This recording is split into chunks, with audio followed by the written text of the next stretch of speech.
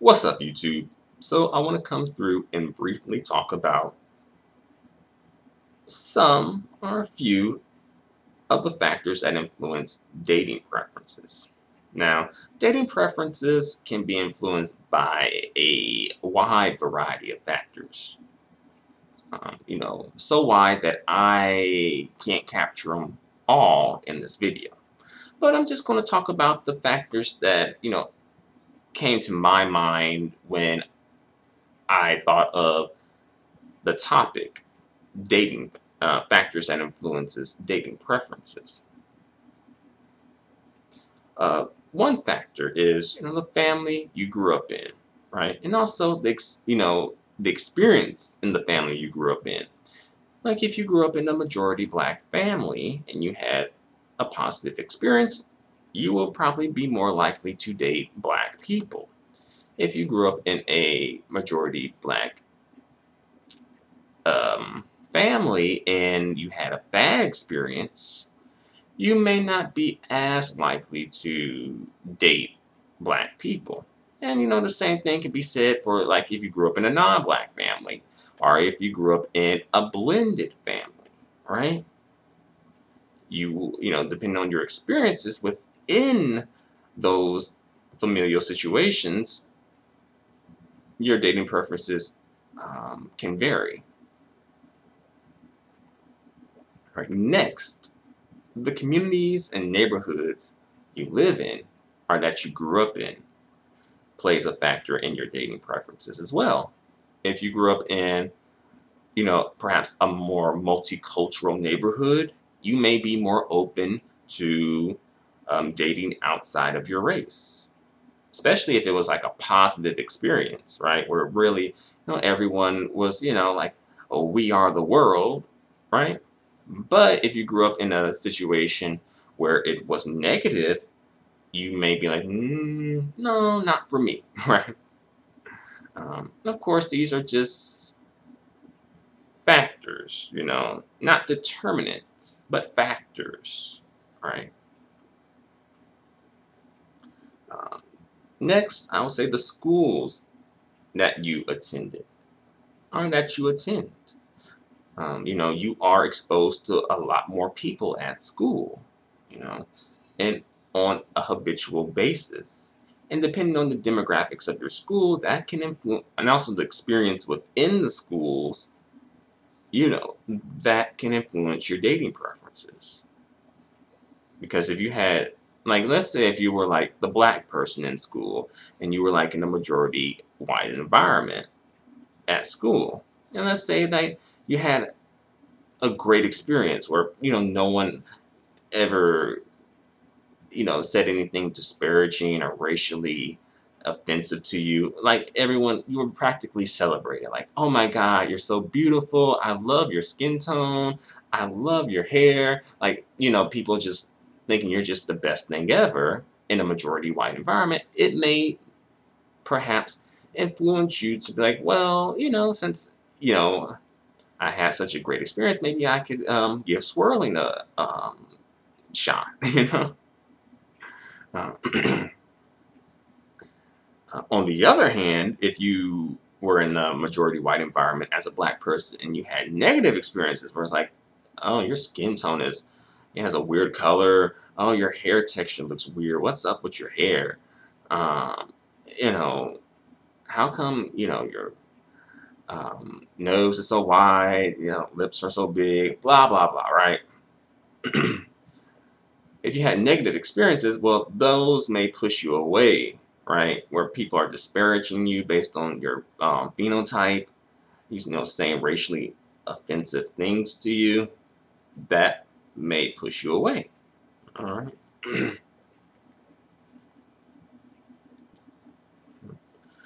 Next, I'll say the media. The media, definitely, especially when people who look like you are paired up with certain people, it does sort of play in your mind because the media, it is powerful. I know that's a bit of, it's a bit of a cliche to say that, but the media is powerful because it does send us images perpetually, continuously, thus brainwashing us.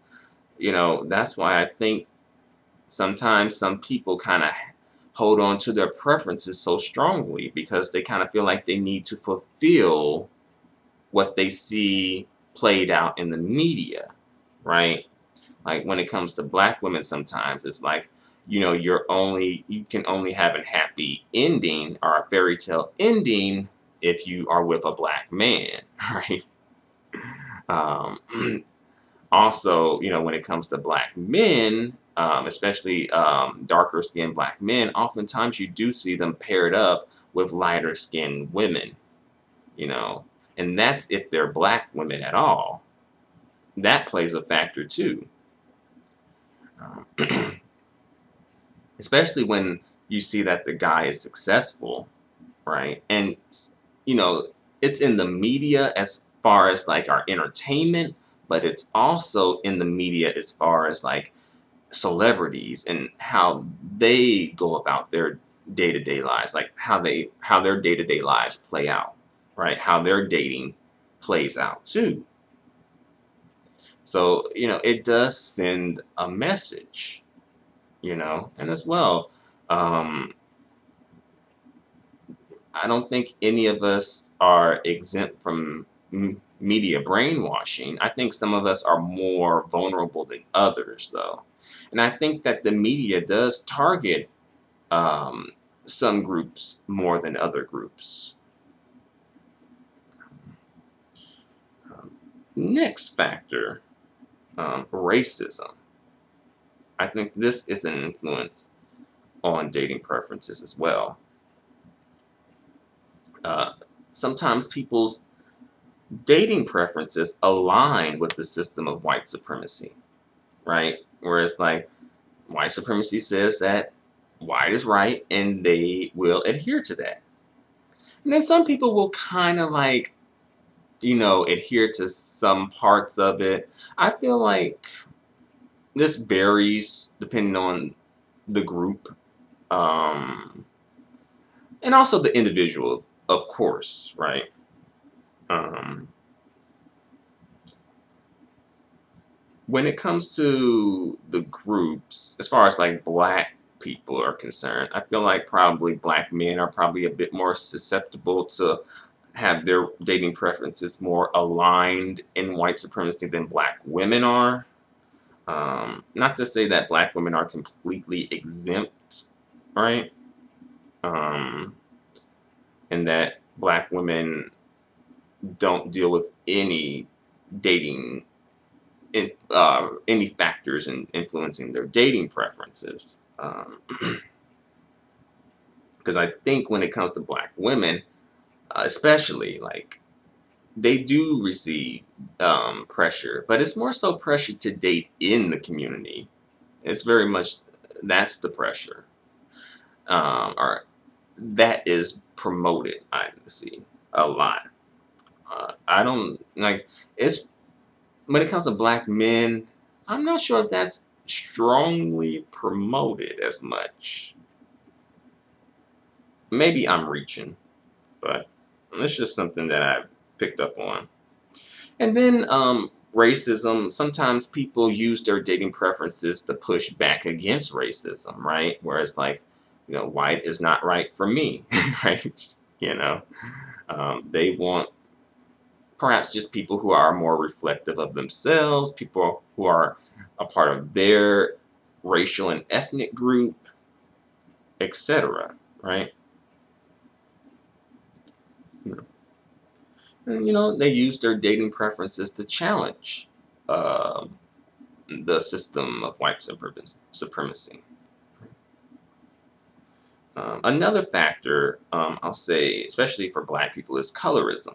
You know, of course, colorism, where ideas of masculinity and femininity are linked to skin tone and perhaps facial features as well, right? Whereas, like, dark skin tone would be considered masculine, light skin tone would be considered feminine. Um, Facial features that are Bantu would probably be considered more masculine, while facial features that are Keen are probably be considered more feminine, as well as hair texture and eye color as well. Um, and of course, I think we already know how this plays out, right? And again, the media plays a part in this as well. Um, and of course, people in the community help perpetuate this, as well as people outside of the community do too. But definitely, of course, people in the community, right? And the last dating preference that I want to talk about that I think oftentimes goes over people's heads is what people think about your dating preference. That is a factor, right?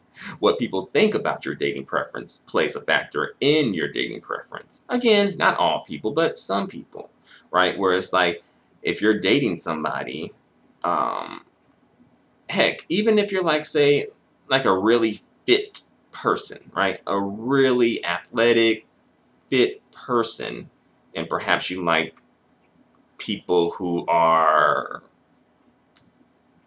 perhaps overweight, fat, overweight, not in shape, like guys who may like plus size women, for instance. They may not want to let people know about that because they feel like they may be sort of shamed for that preference because people probably would think it's a bit weird or a bit odd and that low key quote unquote you could do better, right? Or you should do better, right? And that you're dating whoever you're dating should be sort of like a symbol of like your status in a way. It's hard to explain, but I think you understand what I'm saying. Same with some females.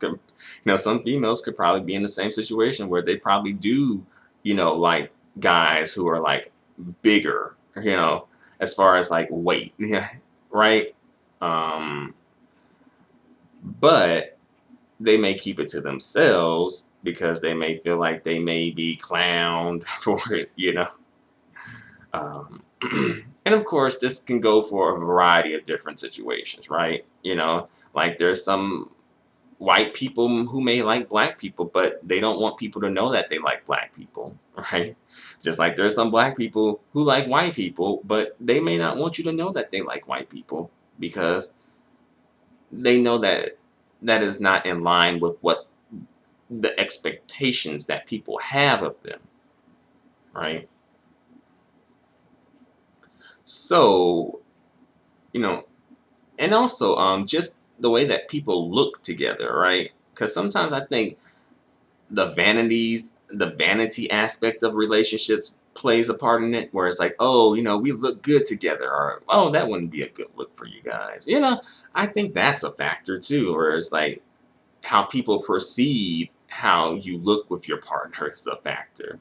Like I was on public transportation years ago, and this like light skinned woman was talking about, oh, her boyfriend or whatever to this other woman. And she was saying like her boyfriend is light skinned, but she says like, oh, she looks better with next to dark skinned men. Right. And I'm like, out of all the things you complain about as far as problems in a relationship, you're complaining about colorism or about skin tone, and you both have the same skin tone. But again, I think because what partially could be at play in that situation was like what people, how their relationship looks to the outside as far as how they look together. Also, perhaps people expecting her as a light-skinned woman to be with a dark-skinned man, right? Oddly enough, she was with a light-skinned man. Um, but, notice that kind of like that colorism aspect came up, right? Interesting, right? But that's all I got for the moment. What do you guys think? Let me know in the comments section. Until the next video, adios and goodbye for now.